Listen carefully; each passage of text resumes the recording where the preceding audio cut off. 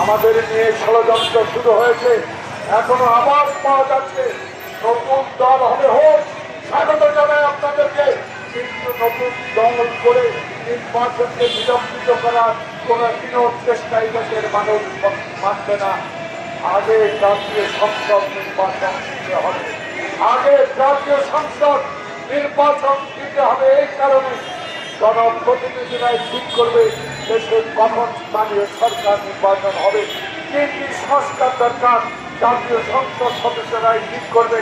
তাই doctor professor Mohammad Yunus আপনার কাছে অনুরোধ রইল, এখনো সময় আছে, তাহলে অতি শীঘ্রই যত দ্রুত সম্ভব নির্বাচিত প্রতিনিধির হাতে ক্ষমতা হস্তান্তরের প্রয়োজন।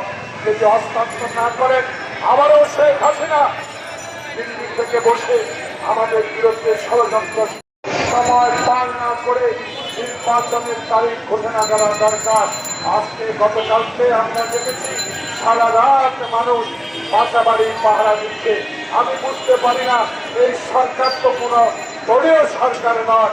আপনারা তো বুকের সাহস নিয়ে আপনাদেরকে দেশ পরিচালনা করা উচিত।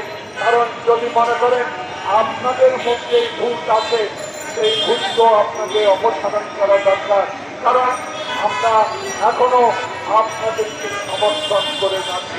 বাংলাদেশ জাতীয়তাবাদী দল একটা বৃহত্তম রাজনৈতিক দল, সেই দল এখনো সবক করে আছে। একটি কারণে আমাদের নেতা তারেক রহমান 16 বছর ধরে আন্দোলন সংগ্রাম শুরু করে তার শেষ হয়েছে জুলাই আগস্ট